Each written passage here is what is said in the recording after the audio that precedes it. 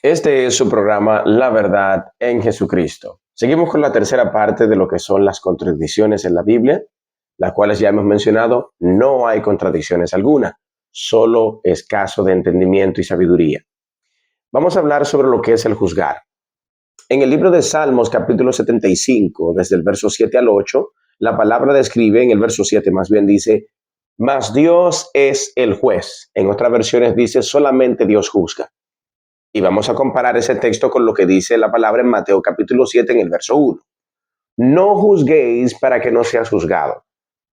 Muchos han entendido en este aspecto de que eh, no hay manera en el que el hombre pueda juzgar, que de hecho no es así.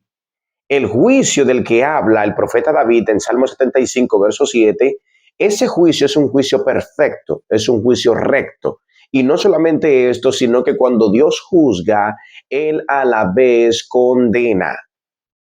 Cuando Dios juzga, Él a la vez condena. No es el juicio que usted y yo podemos analizar, que con a veces ver la apariencia de que alguien está haciendo algo, determinamos que ya esta persona es así. O podemos decir que esta persona va a hacer tal acción, porque creamos una imaginación según las primeras acciones que vemos. En la palabra nos describe que por sus frutos los conoceremos. Los frutos de una persona no pueden describir claramente de quién es y de qué está hecho esta persona y cuáles son sus intenciones. No podemos del todo determinar con claridad qué es lo que va a hacer alguien. Pero, como dije, en la palabra de Dios no hay contradicción.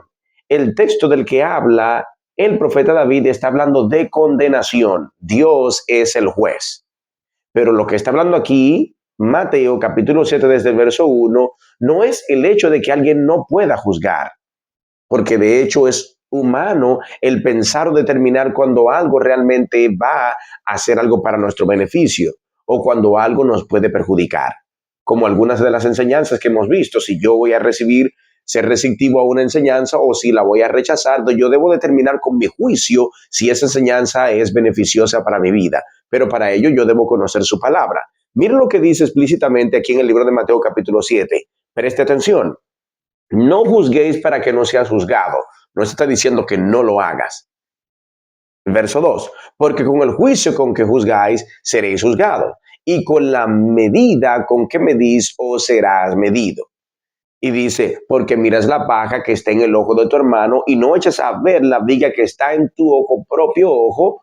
¿Y cómo dirás a tu hermano? Verso 4, déjame sacar la paja de tu ojo y he aquí la viga en el ojo tuyo.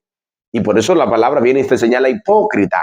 En otras palabras, ¿cómo vas a decir a alguien que está haciendo pecado, que está viviendo una vida haciendo exactamente cosas que también la otra persona quien está juzgando está repitiendo el mismo ejemplo? Si bien es cierto de que todos hemos pecado y somos destituidos de la gloria de Dios, no significa que una persona no pueda determinar cuando algo está mal o algo está bien, porque la palabra en ese aspecto nos señala lo siguiente. En el libro de Juan capítulo 7, verso 24 dice, no juzguéis según las apariencias, sino juzgad con justo juicio. ¿Qué significa esto?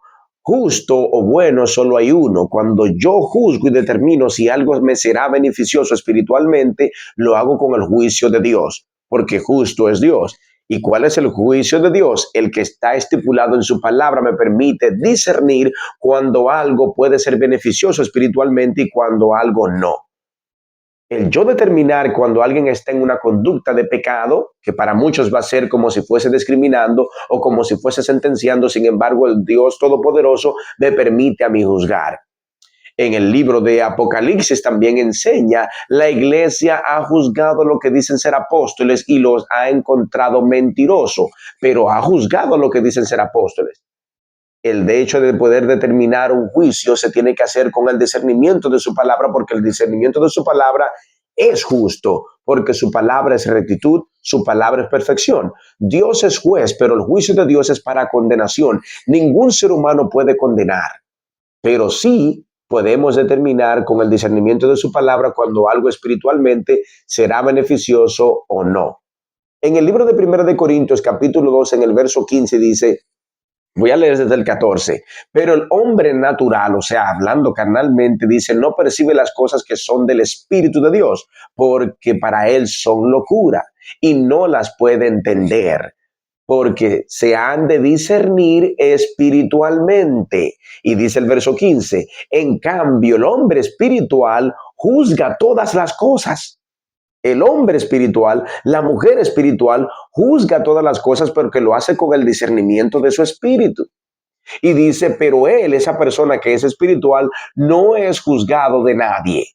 ¿En qué aspecto si todos hemos pecado? Esto es el apóstol Pablo identificando de que él era perseguidor de la tierra, de la iglesia, y era un asesino, era injuriador, la palabra lo describe, pero cambió, llegó a ser y transformarse en un hombre espiritual dedicado para las obras de Dios. Y este hombre podía determinar y juzgar con claridad cuando algo estaba mal y cuando algo estaba bien, cuando alguien estaba en pecado y cuando alguien no lo estaba. Los profetas también señalaban, la palabra le dice a Isaías, levanta tu voz en cuello y dile a mi pueblo cuáles son sus transgresiones, ahí se emite en juicio. Pero no puede ni Pablo ni Isaías